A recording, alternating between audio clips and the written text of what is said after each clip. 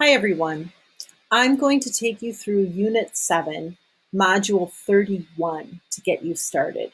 Before you listen to this recording, I hope you've taken the time to listen to the recording about the Atkinson-Shiffrin model of memory.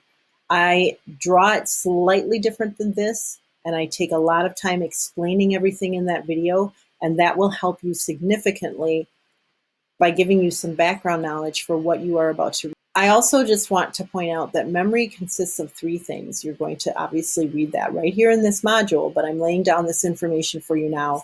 And those three things are encoding, storage, and retrieval. Module 31 is really mostly about encoding. Once we get through this introductory stuff, the rest of the module is about encoding.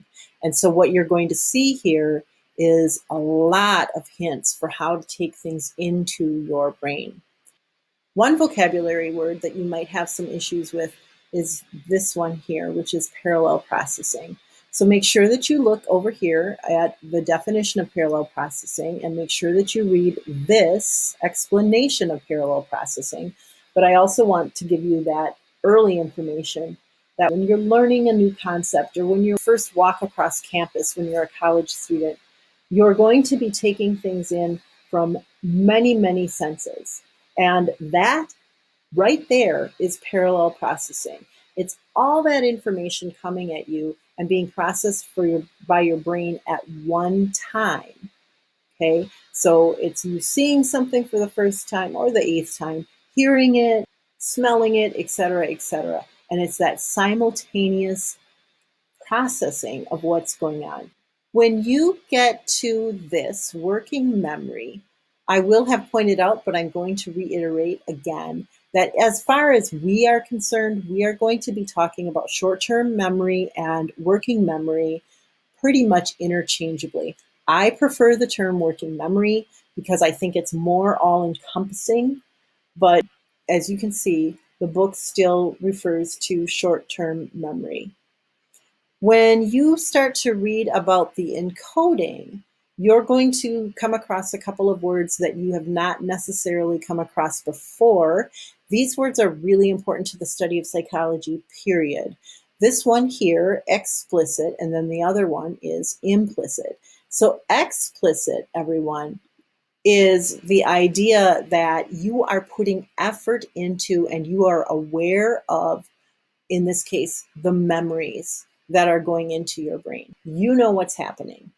Implicit, on the other hand, you don't think about, it's automatically, see, there's the word automatic. It's automatically happening. You're not really giving it a whole lot of thought. And you're absorbing it without realizing it.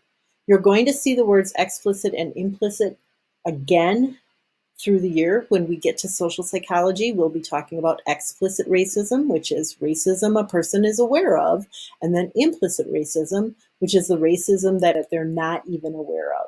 It's another example of the uses of those words. As you read about effortful, please make sure that you are considering that model of memory again. On page 322, right here, you're going to start to see strategies.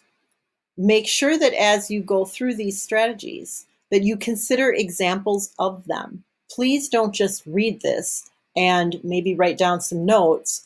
Actually consider, how could you use chunking in terms of memorizing things? Or how could you use mnemonics in terms of memorizing things? So take these examples that Myers writes for you to heart, because he's definitely trying to help you out with this and give you some ideas for remembering. This, by the way, distributed practice is really, really important. And I know students have a tendency to ignore that one, but it's absolutely, absolutely helpful to you.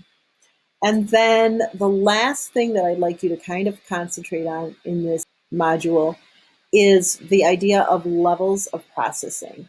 And I'm not entirely certain that I love the way any psych book approaches this. Myers probably does a better job than any other psych book I've read from. But the idea of shallow processing and deep processing, really what Myers is getting at is deep processing is the idea of processing whatever it is that you're learning on a very meaningful level. whereas shallow processing is just getting something into your head. Meaningful information is going to be much more valuable to you and much easier to remember than shallow processing. There's a fair amount of information in here. I do recommend that you take really good notes and be ready with questions and examples for when we discuss this in class.